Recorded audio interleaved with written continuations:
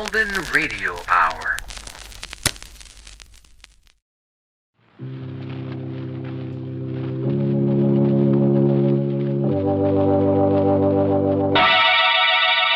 Lipton Tea and Lipton Soup present Inner Sanctum Mysteries.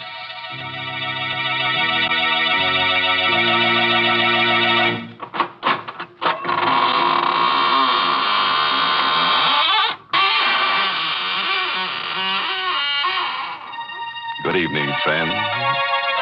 This is your host of the Inner Sanctum inviting you in through the squeaking door. Come on in. Have your picture taken with the corpse. You look good next to him. Poor fellow was a photographer. Passed on last winter while taking a picture. Yes, died of overexposure.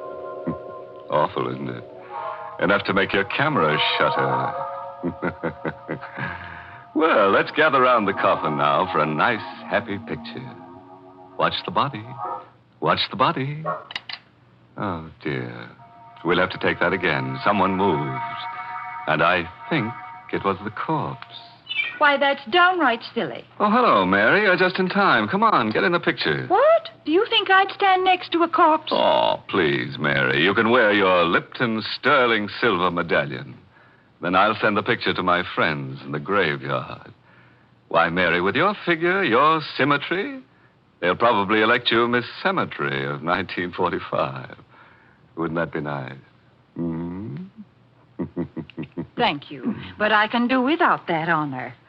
And as far as the sterling silver medallion is concerned, it's mighty popular right now.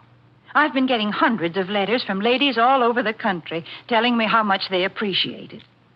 You see, the medallion is made of real sterling silver. It's about 1 inch in diameter, and it's decorated with the Chinese symbol for good luck.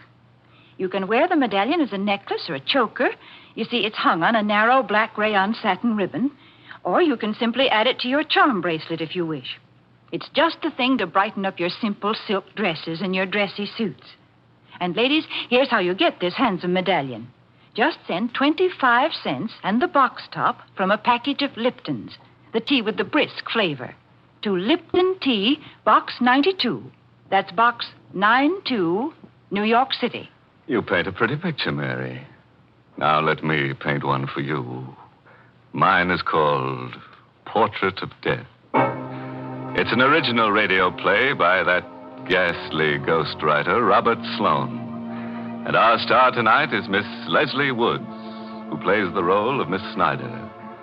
And listen, if you've never sat for a portrait, you'd better not sit alone for Portrait of Death. In the dim light of a misty old art dealer's gallery, a somber portrait has just been sold at auction to a man by the name of Mason. Magnificent painting, isn't it? There's never been anything like it, Mr. Mason. But if you don't mind my saying so, I think you paid a stiff price for it. I couldn't let that woman in the black dress outbid me. Look at those colors. Expression on the girl's face. Yes. The detail in the background. Really is a work of art. Technically speaking, yes.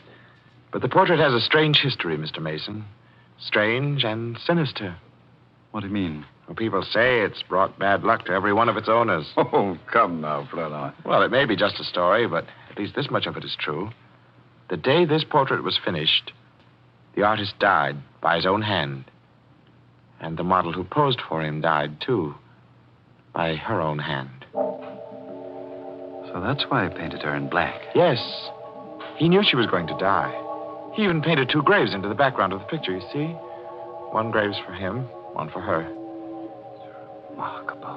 Now you know why the painting is called Portrait of Death, Mr. Mason. It meant death for the artist, the model, and, oddly enough, for many of its owners. I'm sorry you bought it, Mr. Mason. I'm sorry you bought it, too, Mr.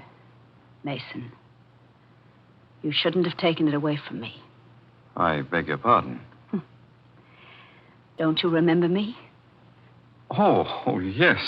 Yes, of course. You're the woman I was bidding against. I still want the painting, Mr. Mason. And I beg you to sell it to me at a price I can afford. I warn you, it can only bring you harm. I'm sorry, Miss Snyder. The painting is not for sale.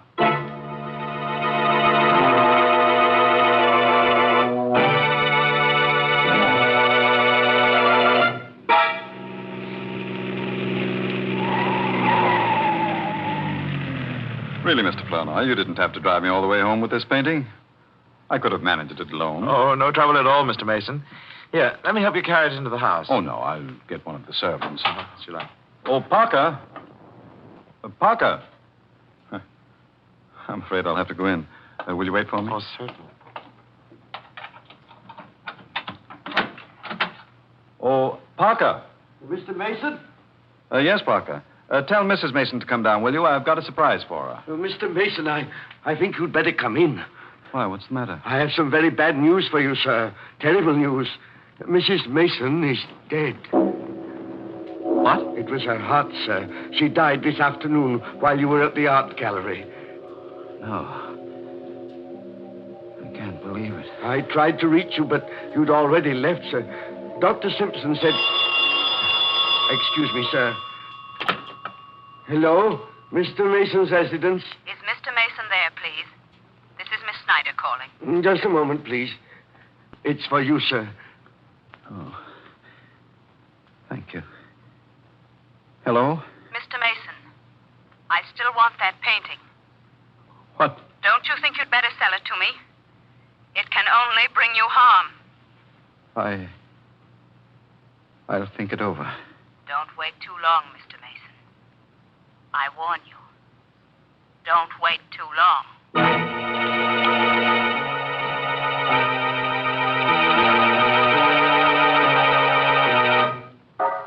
You ought to go to bed, sir. You haven't had any sleep for days. I'm all right, Parker. But it can't do any good to sit in this room and stare at that painting. Parker, doesn't the portrait look a little different today than it did when I brought it into the house? I don't think so, sir. The expression on the girl's face is a little deeper. A little more understanding. The background, it... Good heavens, Parker. What is it, sir? Look. The graves in the background. Weren't they there, sir? When I bought it, Parker, there were 2. Now there are 3.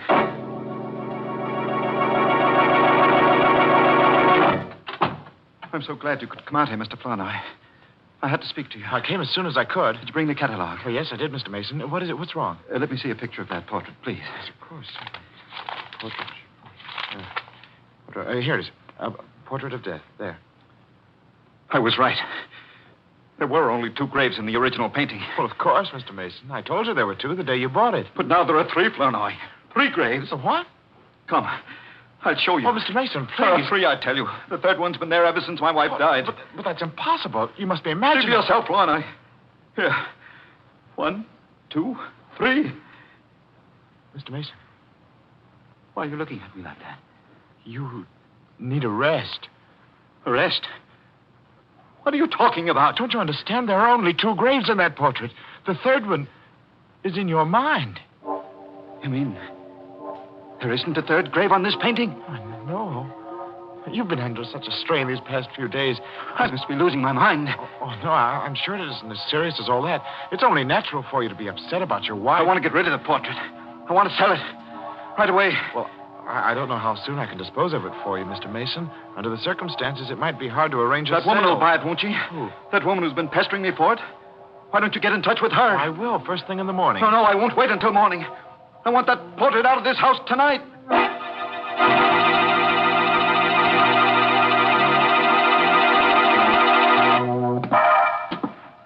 Parker.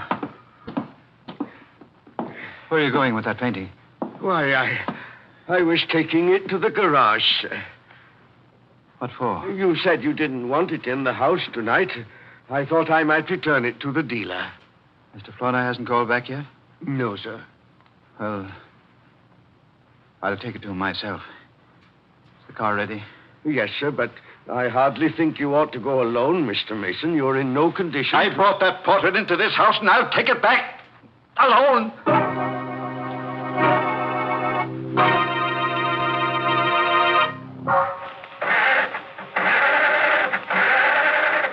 Come on, come on.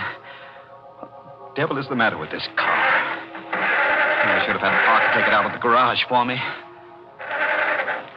Confound it. I'll get that painting out of here if I have to carry it out with my hands. Portrait of death. You are a portrait of death. You, with those searing eyes, that faint half smile. I'll never see your face again. Not as long as... No. No.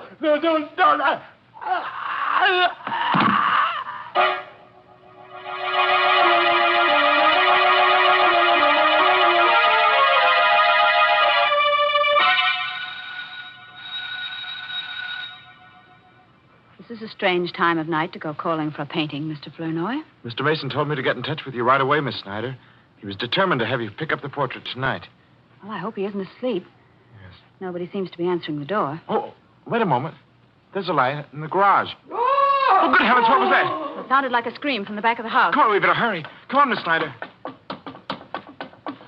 There's somebody in the garage. Why, Parker. Yes, What's sir. the matter, Parker? Why'd you scream? It's Mr. Mason, sir. He's dead. What? I just found him, sir, slumped over on the floor of the car. How awful. Maybe he was asphyxiated. No, the motor wasn't running, sir. It's the portrait. The portrait killed him, just as it did the others. It does seem strange. He came to the garage about an hour ago, carrying the painting in his arms. Well, didn't you help him? He wouldn't let me, sir. He insisted on being alone. Well, that's strange. Look at these marks on his neck. As if he'd been strangled with a fine chain. Or a woman's necklace. What do you mean by that? Nothing. Did you think I was accusing you, Miss Snyder? I don't know. Good heavens, Mr. Flournoy. Look at the portrait. Oh, what's wrong? The necklace, sir. The necklace that was painted on the girl's throat. It's gone.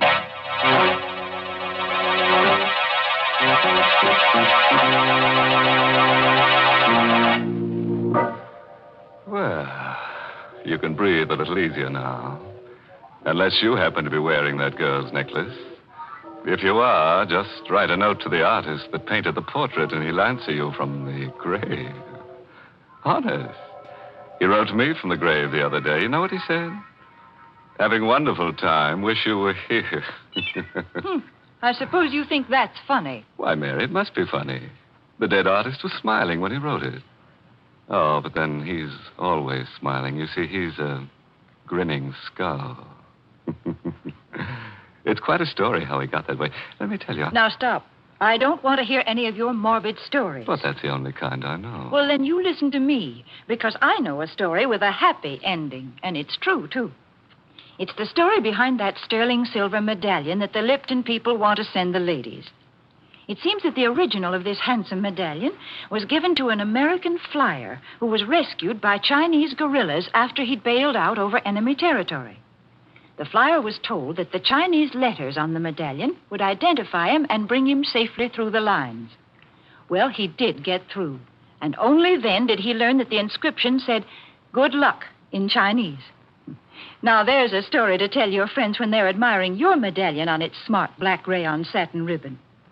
And to get this Chinese good luck medallion, all you have to do is send 25 cents and the box top from a package of Lipton's, the tea with the brisk flavor, to Lipton Tea, Box 92. That's Box 92 in New York City. Well, let's get back to that there cover girl on the portrait of death. It's 6 months now since she strangled old man Mason with that necklace of hers and put the Indian sign on his late wife. Parker's still around, though. And so is that character Flournoy, who at the moment is disposing of the ill-fated portrait for Mr. Mason's estate. Mr. Davis, I believe you're the only man in the world who wants this painting. And I really can't see why you want it, knowing its history. Mr. Flournoy, that kind of history doesn't mean a thing to me. Oh. May I take it with me now? Oh, certainly. Parker, Yes, sir. would you be good enough to help Mr. Davis with the painting? If you don't mind, sir, I'd rather not touch it. I haven't seen it since Mr. Mason died, and I don't care to see it now, sir. All right, Parker. I'll help you, Mr. Davis. Thank you very much. It's a very heavy frame, you know. It's really too heavy. Wait, that's incredible. What is it, Mr. Flannery? What's wrong? Parker, you say you haven't touched this painting since Mr. Mason died? No, sir. Well, look at it. The girl is wearing her necklace again.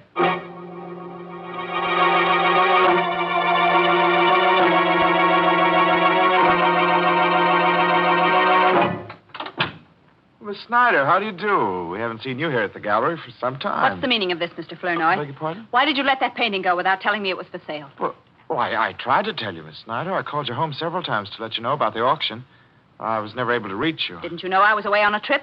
No, I Then didn't. why didn't you find out, you stupid fool? How many times have I told you I must have that painting? Well, I'm sorry, Miss Snyder. Never mind. Who is this Mr. Davis? Where does he live and where can I find him? Why, I imagine you'll find him at his home. Here's his card. Give it to me. I don't think you'll gain anything by going up there, Miss You Snyder. keep out of this, Flournoy. I want that painting. And this time I'm going to get it.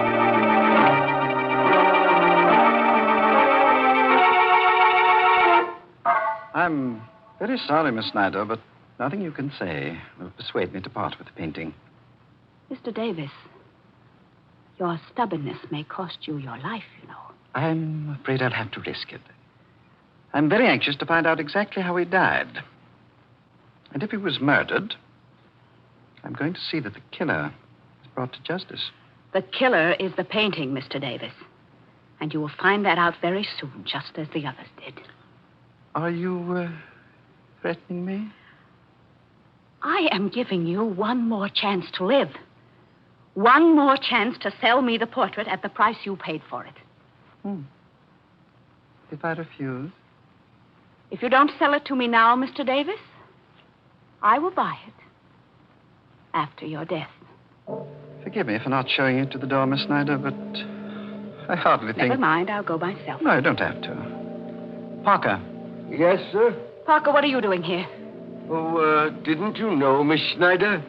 I'm Mr. Davis's new butler.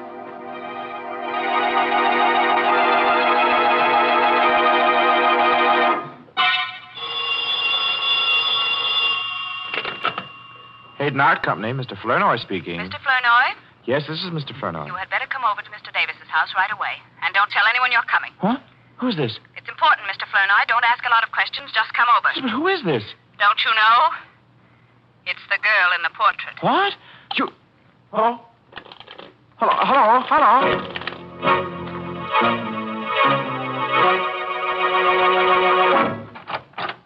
Come in, Mr. Flournoy. I thought it was you on the phone. Why didn't you tell me? I didn't want to mention any names. Come in, will you? All right. What's the hurry? What's this all I'll about? tell you in a minute. Does anyone know you came here? No, I don't think so. Good. What are you doing here? And where's Parker and Mr. Davis? Parker's left. He's gone away. I found a note from him on the foyer table there. Well, what about Mr. Davis? He's in the library. Well- Wait a moment. Don't go in there yet.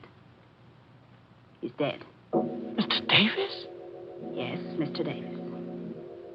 It's horrible, Flournoy. His head has been cut off. What do you mean? What happened? I don't know. I found him lying there on the library floor when I got here. He must have been killed with the axe from that suit of armor, you see. The armor's toppled over, and the falling axe must have landed on his neck. It would have to fall from a good height to sever his head, Miss Snyder. Well, the armor was mounted on a pedestal, and you can see for yourself how heavy that axe is. Yes, I see. You don't think I killed him, do you? I don't know. What are you doing here? I received a strange phone call telling me to meet Mr. Davis.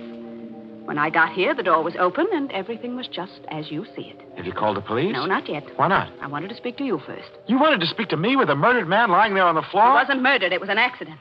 The portrait killed him. I'll let the police decide that. Now, wait a minute, Mr. Flournoy. You are not going to phone the police until you've heard what I have to say. Go on, say it. I called you because I wanted you to help me.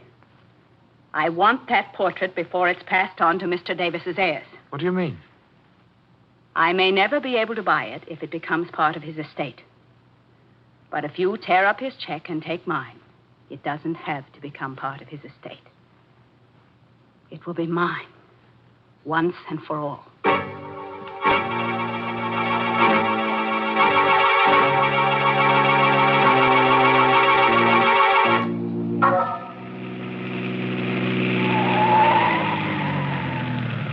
Flournoy? What? Mr. Flournoy? Why, Parker. What are you doing outside Miss Snyder's house? I've been waiting for her, sir. Have you any idea where she is? Why do you want to know? She left a photograph at Mr. Davis's house last night, and I've come to return it. Well, I'll take it to her, Parker. If you don't mind, sir, I'll return it myself. Is it that important? The photograph is a picture of the woman and the portrait. And if Miss Snyder can explain why she's been carrying it around, we might have an answer to this mystery. You suspect her, don't you, Parker? Not any more than I suspect you. What's that? You've got the portrait in your car, Mr. Flournoy. Yes. Don't try to conceal it. I recognize that frame anywhere. I'm not trying to conceal it. I'm trying to find out what your game is. I have no game. Then why did you leave that note saying you were going away? What note? Oh, don't lie to me, Parker. I saw it myself on the foyer table. You must be mistaken, sir. Today is my day off. I left the house early this morning, and I didn't write a note. Well, if you're telling the truth, then I know who did write that note. Only I've got to prove it before I can take your word. Oh, wait a moment, Mr. Flournoy. Where are you going? I'm going into the house for this painting. I'm going to set a trap for Miss Snyder. I'll go with you. What for? To help you carry the painting, Why- of course. But you'll spoil everything if you're seen, Parker. Then I won't be seen. I'll hide. What's the matter, Mr. Flournoy? You're not afraid of me, are you? I don't know. Every time this painting has brought misfortune to anyone, you've been alone in the house with the victim.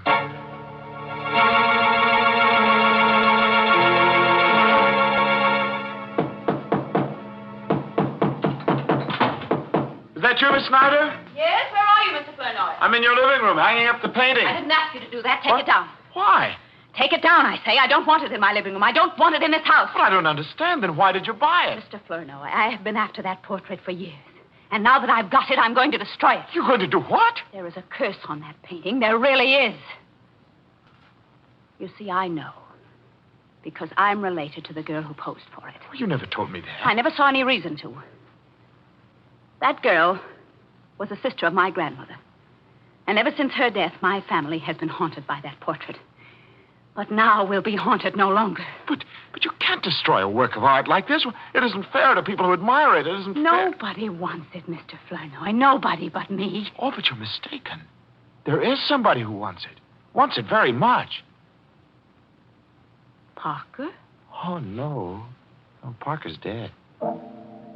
Dead? How do you know? I know because I killed him. Right here in the living room. I'm awfully sorry I didn't have time to dispose of the body, but I'll take care of him before I go.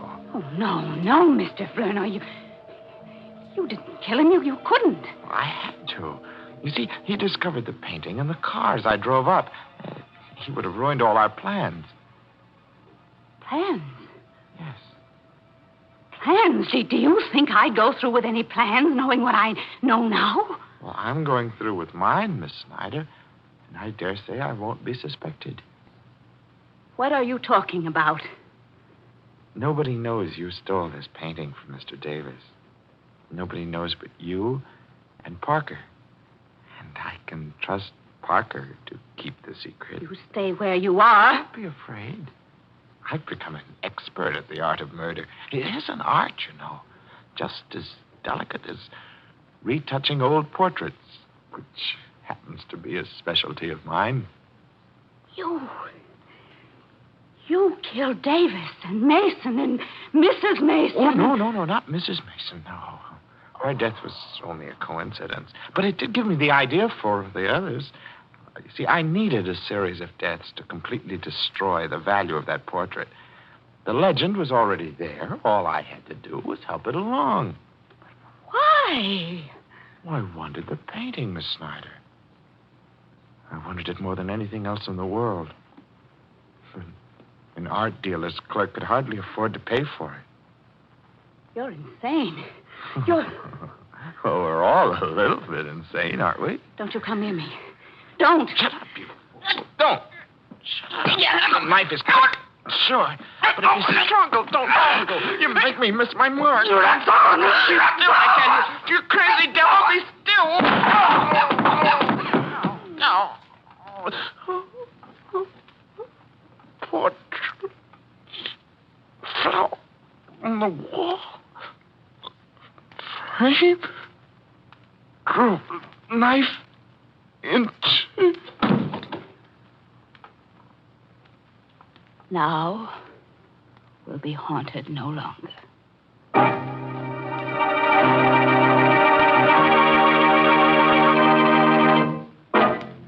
Poor old Flournoy, framed by a portrait. Still, it's better than being boiled in oils. But Davis is the guy who really had an interesting death. Yes, that armored axe did a smooth job.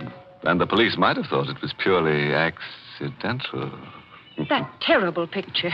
It was always changing around. I guess it wasn't what they call a still life.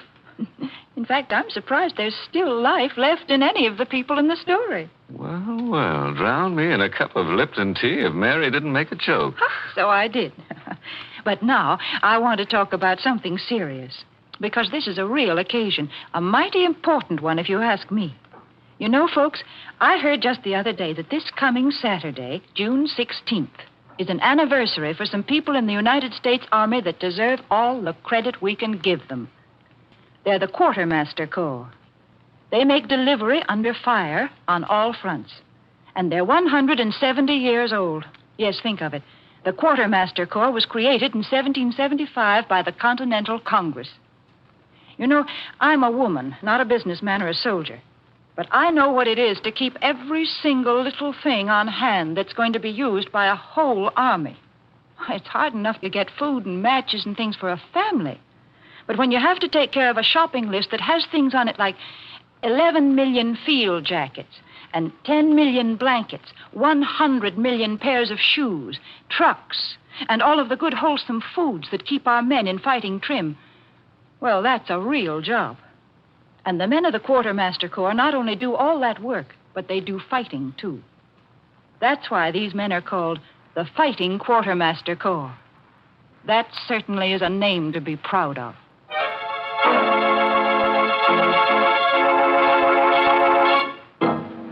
Well, it's time to go back to my slab now and swap a few stories in the smoker of the crematorium. Oh, before I leave, this month's Inner Sanctum mystery novel is Lay That Pistol Down by Richard Powell. Yes, and next week's Inner Sanctum story, directed by Hyman Brown and brought to you by Lipton Tea and Lipton Soup. Next week's story is just your meat. That is, if you like human meat. It's about a man who's been dead for 6 years.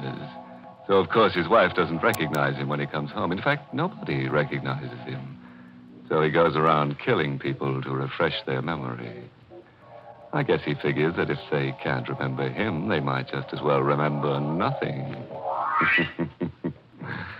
Now it's really time to close the squeaking door, so good night. Pleasant dreams.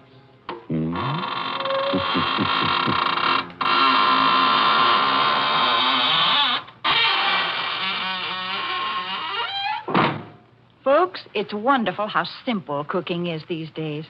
When I was a girl, my mother used to spend a good many hours making a pot of noodle soup. But now we have Lipton's noodle soup mix. When you use Lipton's, you just empty the contents of the package into boiling water, and in no time at all, soup's on. And what delicious chickeny tasting soup it is. Yes, Lipton's has an old-fashioned homemade flavor, and it's brim full of tender golden egg noodles. Of course, sometimes it's hard to get in some stores these days, but there's lots of good things scarce in wartime. So, folks, don't forget to ask for Lipton's noodle soup. And don't forget to tune in next Tuesday night for another Inner Sanctum mystery. This is CBS, the Columbia Broadcasting System.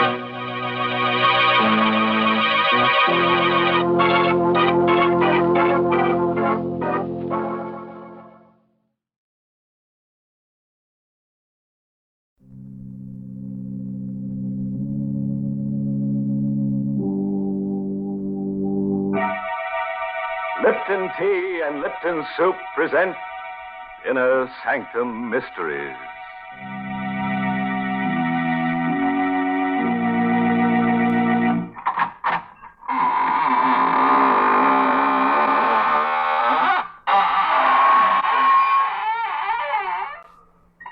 Good evening, friend. This is your host of the Inner Sanctum, welcoming you to another half hour of mystery and terror. Guaranteed to take 10 years off your life. Don't just stand there. Come on in. We've been fixing up the place, making it more homey. Yes, you see that beam over there with the rope hanging down? You just stand on the table, put your head through the noose, and, that's right. It's for the convenience of anyone who feels like hanging around after the broadcast. I wish you wouldn't say things like that. Oh, you're right, Mary. I'm a bad host. Here, I invite everybody to hang around, and there's only one rope. I guess we'll have to hang together instead of hanging separately. Now, please. Unless, of course, we want to hang ourselves with a black ribbon that comes with that Lipton sterling silver medallion. We've got plenty of them, haven't we, Mary? Well, I don't know. Thousands of women are writing in every day for that special sterling silver medallion. So I'd advise all of you ladies who want to own one to send in for it tonight. Yes, they're going mighty fast, because this medallion is made of solid sterling silver, and it's decorated with the Chinese symbol for good luck. The medallion is just the right size, too, about 1 inch in diameter. You can wear it as a necklace or a choker, because it's hung on a narrow black rayon satin ribbon, or if you wish, you can simply add it to your charm bracelet. And here's how you get this handsome medallion. Listen, just send 25 cents and the box top from a package of Liptons, the tea with the brisk flavor, to Lipton Tea, Box 92. That's Box 92, New York City. All right, Mary. I'll write down the address on the cuff of my shroud. And now, friends, tell me, do you like holidays? Well, you won't after you hear tonight's story. It's called Dead Man's Holiday. And it's an original radio play by that cryptic mystic, Robert Sloane. Yes, and our star tonight is Myron McCormick, who plays the role of Eric. Not far from the waterfront, in a gloomy shack where death hovers near, a man stirs uneasily on a blood-stained cot. As he struggles for the last breaths of life, his tortured mind forces words to his lips. They don't have to tell me. I know I can't live more than a little while longer. And I don't want to live. I want this nightmare to end, as it should have ended long before that day I was hurt on the train. I remember it so clearly. Sitting in a coach, looking out the window, and then suddenly the train shuddered to a violent stop. The jolt lifted me clear out of my seat and threw me against the glass window, which broke as I hit it. For a moment, I was stunned. But in the back of my mind, I could hear the conductor quieting the passage. It's all right. Please, it's all right, I tell you. Nothing serious has happened. We struck an empty car on the grade crossing. The engineer had a jam on the brakes. Is there anybody hurt? Anybody need a doctor around here? Are you all right? The conductor was coming down the aisle, questioning passengers, looking them over. My head was clear now. And immediately I thought of my wife, in the seat next to mine. I turned to see if she'd been injured. But there, in the seat which she had occupied, was a man I'd never seen before. He spoke to me. You all right? Oh, yes, I was shaken up a bit, but I'm all right now. You've got a nasty cut on your lip. All right. I guess it was the glass. Will you excuse me, please? What's the matter? My wife. I'm looking for my wife. She was sitting right next to me. Eleanor? Eleanor, where are you? What's wrong, sir? My wife. She's gone, conductor. She's gone. All right, no. Don't get excited. She was sitting right next to me, right where this man is sitting now. You must be mistaken. What? There wasn't any woman sitting next to you. What are you trying to tell me? My wife was sitting in that seat. All right, sir. If she's on the train, we'll find her. Now, in the meantime, you'd better come with me and have that lip of yours attended. Not until I find out what's happened. Nothing's happened, mister. You're just a little dazed, that's all. Your wife isn't on this train. That's a lie. Why would I want to lie to you? I don't know what your reason is, but you're trying to hide something from me. I'm willing to swear you boarded this train alone. How do you know that? Because I've been sitting next to you ever since you got on.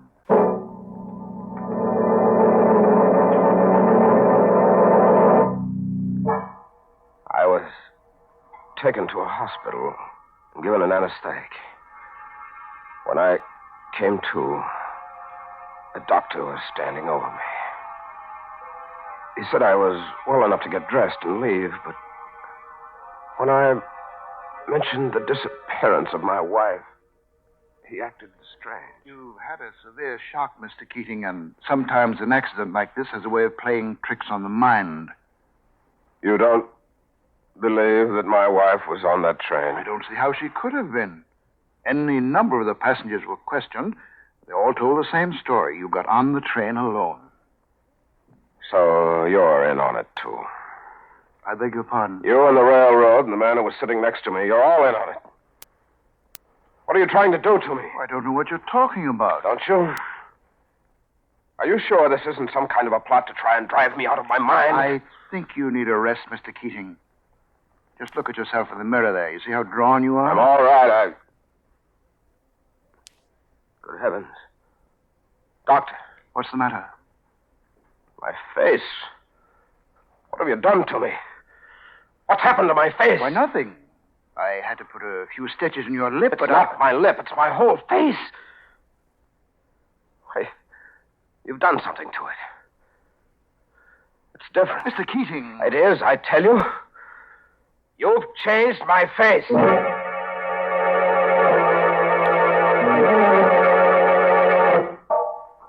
The next morning, I went straight to my house on Pine Street. I had no key, so I rang the bell, hoping against hope my wife would be there to answer it. But when the door opened, I was face to face with a gaunt, middle-aged woman I'd never seen before. Yes? Who are you? I beg your pardon. Come on, answer me. Who are you? Well, I'm the housekeeper. Don't lie to me. We don't have a housekeeper. What are you doing here? I don't see why I should answer your question. You'd better answer them. I'm Mr. Keating. Who? Mr. Keating, I live here. Where's Mrs. Keating? What have you done with her? You must have the wrong address. What do you mean? Nobody by the name of Keating lives here. What? I work for Mr. and Mrs. Drury. Don't you see the nameplate on the door? Yes, I see it. When did you put it there? Last night? You got the wrong address, Mr. Oh, I have I? You see that picture over there? The one on the hall table? Yes? That's a picture of my wife. I beg your pardon, sir, but that's a picture of Mrs. Drury. Drury. I didn't know anybody by the name of Drury. I couldn't imagine why he or anybody else would go to so much trouble to keep me from my wife. I walked down to the corner drugstore to phone the police. But just as I got there, a car drove up and stopped. In it was the man who sat next to me on the train. I hurried over to speak to him. You remember me? Why, yes, of course. Did you find your wife? No. Oh, I'm sorry to hear that. Can I be of any assistance to you? I work for the railroad, you know. Yes, I had a feeling you did. What's your name? Drury. Drury? You live in the white house around the corner? The one on Pine Street? That's right. How did you know? I was just over there. I thought it belonged to a man named Keating. Well, it did originally. You knew him? Knew him? Yes. Why do you speak in the past tense? You sound as if the man were dead. Well, didn't you know? He is dead.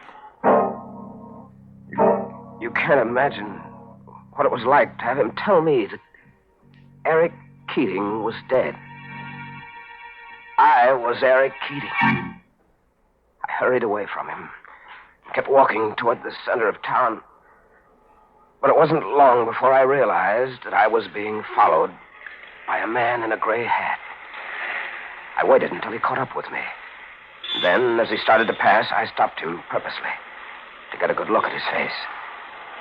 Excuse me. Yes? Can I trouble you for a match? Certainly. Thanks. Wait a minute. Why are you following me? Who says I am? It's pretty obvious. Now, you'd better tell me what your game is, or I'll call a cop. That wouldn't do much good, mister. I'm on the force. What? Plainclothesman. Connors is the name. Why? I don't understand. Why are you watching me? That's my business, watching people. Your face looked kind of familiar to me. What's your name? Eric Keating. Try again, mister. You better tell me the truth this time. I am telling you the truth. Why don't you believe me? Because I happen to know where Eric Keating is right now. I saw his grave just the other day. His grave? Yes. He's buried in the same cemetery as my sister. Been buried for 6 years. I had a feeling that Connors was lying. When he let me go a moment later, without proving my identity, I could have sworn he wasn't a detective. But I had to make sure. I had to catch him in a lie. I took a bus out to the cemetery. It was dark by the time I got there. But I had a flashlight, and with it, I saw the very thing I hoped I wouldn't find. A tombstone with my name on it. The shock was like a blinding light in the darkness, and for a moment I lost my senses. Insanely, I dug into the earth with a piece of sharp stone, determined to see the empty coffin or the bones of the man who had been buried in my place. What you doing, mister? Connors. You better come with me, mister. Why? What's wrong? What have I done? Killed a man, maybe? What? Here. Look at this police circular. Wanted. For murder. That's right. The picture underneath those words is yours or your twin brother's. No, I'm not this man. I may look like his picture, but I'm not the man. Your fingerprints will settle that. We've got his on the circular. Now we've got to get yours. Any objections? Yeah. I won't go with you. Don't you hold it.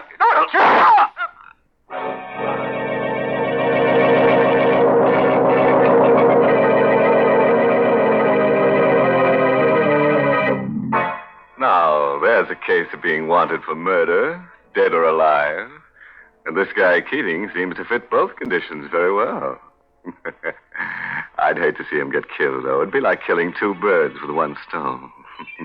I'm really sorry for that poor man. He's so confused. I should say so, Mary. Imagine digging up a grave and finding yourself in it. Hmm? Well, that proves that a man can be two places at the same time. Nonsense. That's impossible. But you know, as far as killing two birds with one stone is concerned, that's easy. Any lady can do that just by sending in for the Lipton sterling silver medallion. What? Yes.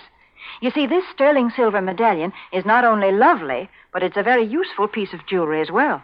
It's just the thing to brighten up a simple silk dress or a dressy suit. And it can be worn as a necklace or a choker, or simply by removing the narrow black rayon satin ribbon on which it's hung, you can add it to your charm bracelet. And the medallion makes such a smart appearance. It's made of real sterling silver, and it's decorated with the Chinese characters that stand for good luck. So you might say the medallion is a Chinese good luck charm. And best of all, ladies, the Lipton people are making it easy for you to own one of these handsome medallions. All you have to do is send 25 cents and the box top from a package of Liptons, the tea with the brisk flavor, to Lipton Tea, Box 92. That's Box 92, New York City.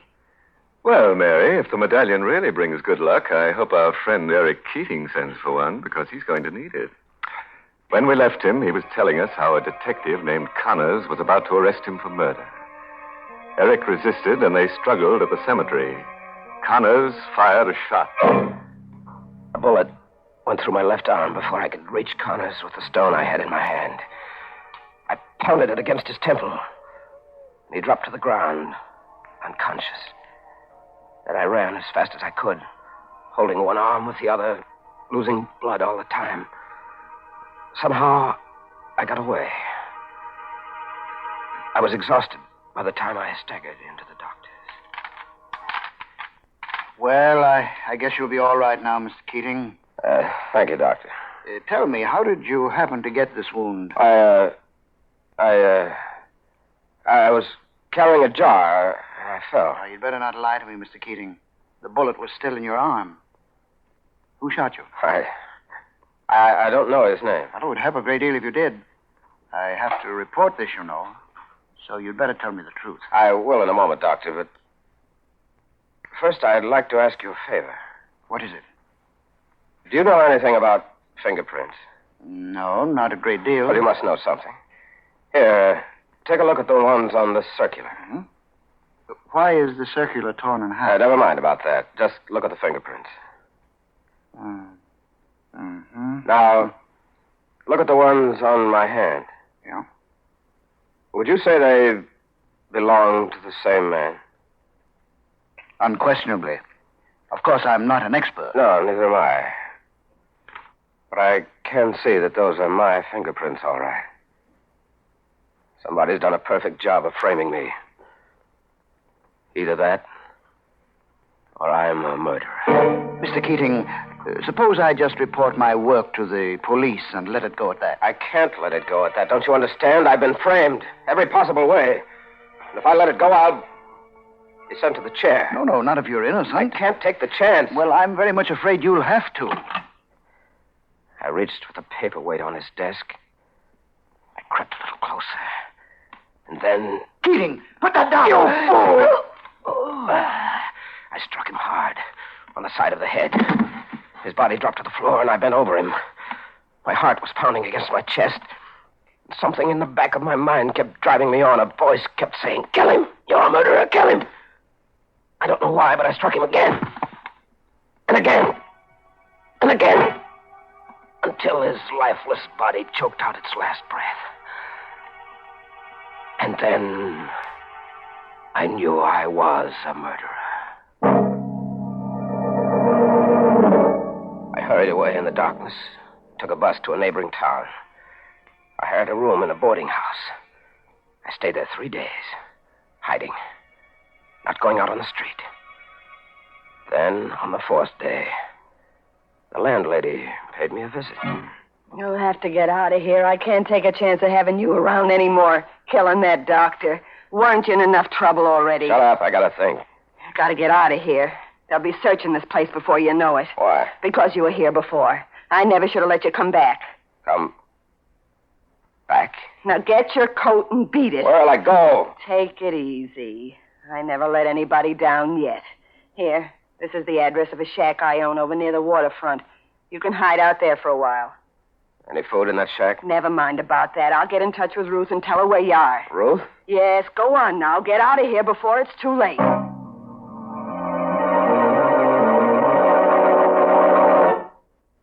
I waited in the shack for 2 days before this girl, Ruth, showed up. When she did get there, the first thing she said was... Gosh, you look terrible. Yeah, I know. I've been through a lot. Well, start working on these groceries. You must be starved. Yeah, thanks, I am. I never thought I'd see you again. Huh? Why'd you do it? I couldn't help myself. He was going to turn me over to the police. I don't mean the doctor. I mean Richie. Who? Richie. What are you looking at me like that for? I'm just trying to think. You should have done some thinking before you buried his body where you did. They found it the next day. Stop it, will you? I'm going out of my mind. What's the matter? Richie, Ruth, Drury, the landlady. When is it going to stop? Hey, take it easy. I gotta get out of here. I gotta get out of here right now. Don't be crazy. You'll get caught. I don't care. Have you got a car? Yeah, but... Come on. Let go of me. Let go. You hurt me. Come on. Where? Where do you want to go? Back to my house. I've got to find my wife. In the dark, we drove to my house on Pine Street. Ruth waited for me in the car as I sneaked into the garage and came up through the cellar entrance. The house was dark, except for a light in the study. My wife was sitting there, alone, reading a book. I tried not to frighten her. Eleanor? Eleanor? That you, George? No, dear. It's Eric. Oh, good heavens. Who are you? What are you doing here? Don't you recognize me, Eleanor? No. No, get out of this house. Get out before I scream. Darling, I've got to make you understand. I'm your husband, Eric. You're insane. Eric is dead. No. You mustn't believe what they've been telling you. It's all part of a scheme I can't understand, but they're against us, Eleanor. They're trying to keep us apart. Eric is dead. Don't say that, He darling. died 6 years ago. And you're in on it, too. You want it this way. What do you mean? You and Drury want to be together. That's why you framed me. George Drury is my husband. Is he? Yes, we've been married for 3 years. You can't get away with this, Eleanor. I won't let you have it. No! I tied her to a chair and gagged her so that she couldn't scream or call the police.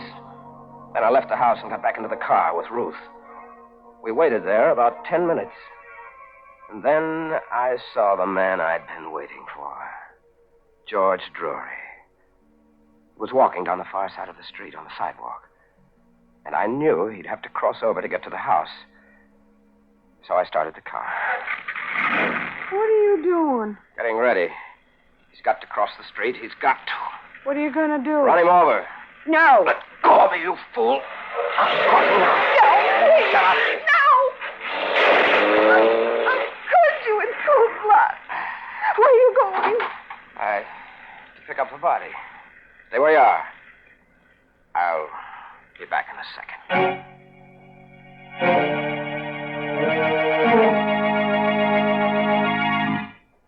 The three of us had a long ride that night. Ruth, George Drury's body, and myself. Automatically, I seemed to know where I was heading. Even though I had no destination in my mind. I made one turn after another, unconsciously almost, until at last I came to a dark stretch of road along a railroad track.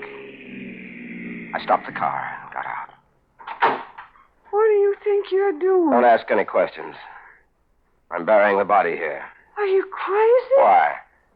Don't this place look familiar to you? Huh?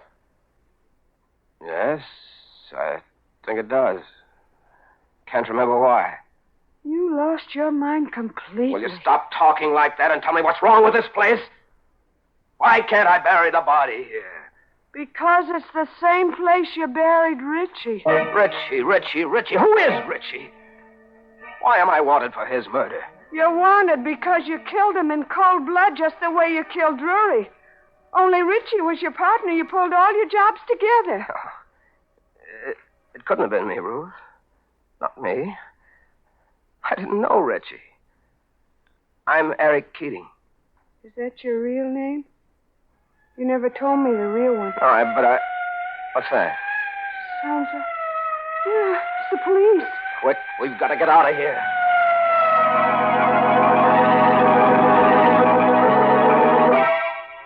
We left Drury's body near the railroad track and drove back to the hideout on the waterfront, where Ruth had met me earlier in the evening. There, I began to sew the threads of a horrible story which had been my life for the past 6 years. The first time I saw you was about 5 years ago. And I looked as I look now. Yeah, more or less. You just had a plastic surgery job done. You told me it was because your face was burned, only I didn't believe you. Yes, that was true. My face was burned, badly. How? Yes, I'm beginning to remember. A railroad accident just about 6 years ago. The car I was in caught fire. I struck my head trying to climb out of a window. You mean you lost your memory from that blow? I must have. I must have wandered away from the scene of the wreck, not knowing who I was. And you began a new life with people like Richie, huh? Yes. I began to steal. But your wife and the railroad company give you up as dead. I can understand that. There were charred bodies in that wreck, charred beyond recognition. When I didn't show up, they must have listed me as one of them and buried another man's remains in my place. I wish it had been me. Oh, Eric, that's awful. All the while you were suffering from amnesia, your wife thought you were dead. I didn't believe her when she said she'd married this fellow Drury. Oh. Funny how I sat next to him on the train that day. The jolt sent my mind back 6 years. And I thought I was Eric Keating, coming home from a trip with my wife. Who's there? Come out with your hands up, Keating. The police. They got this place surrounded. You better do what he says, Eric. What for? Why prolong the agony any more than I have to? Eric, Don't you better... call me Eric. Eric Keating is dead. Now let this other man die the way he should have died. Eric, don't be a fool. You can't get out that window. The cops got it covered. I know it, Ruth. I know it. It's all right. I wanted it just this way.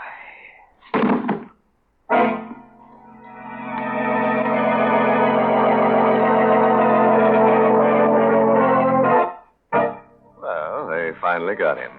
And this time they'll give him a grave he can call his own. I just hope he stays put this time instead of wandering as a ghost. A guy like that might not remember where he was buried. I'm glad he's finally at rest now. Oh, don't be so sure, Mary. That guy needs a tag on him. Maybe you ought to send him one of those sterling silver medallions. Yes, and we'll get all his aliases engraved on it, too, so the other ghosts will know who he is. Don't be silly. There aren't any ghosts. And besides, that sterling silver medallion has just one purpose. It's simply a lovely piece of jewelry that the ladies will enjoy wearing.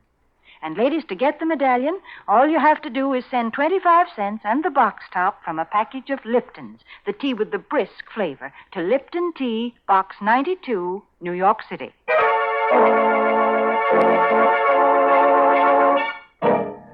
Well, it's time now to button up my shroud and start combing the catacomb. If you insist on a moral for tonight's story, try this. The evil that men do doesn't always live after them. Sometimes it catches up with them.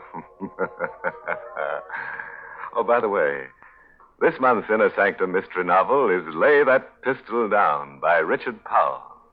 And oh, yes, next week's Inner Sanctum story, directed by Hyman Brown and brought to you by Lipton Tea and Lipton Soup. Next week's story is a real chiller-diller. It's about a man who owes a debt to society, and he tries to pay it in blood, only to discover that in so doing he has to pay a stiff price. Well, now it's time to close the squeaking door. So, good night. Pleasant dreams.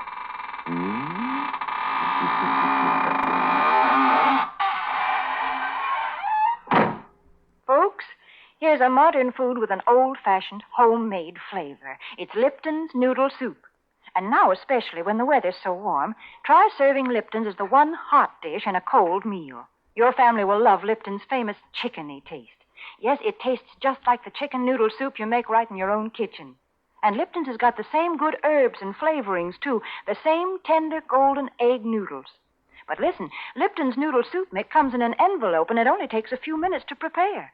Of course, sometimes it's hard to get in some stores these days, but there's lots of good things scarce in wartime. So remember to ask for Lipton's Noodle Soup. And remember to tune in next Tuesday night for another Inner Sanctum Mystery. This is CBS, the Columbia Broadcasting System. Thank you for listening. Please like and subscribe.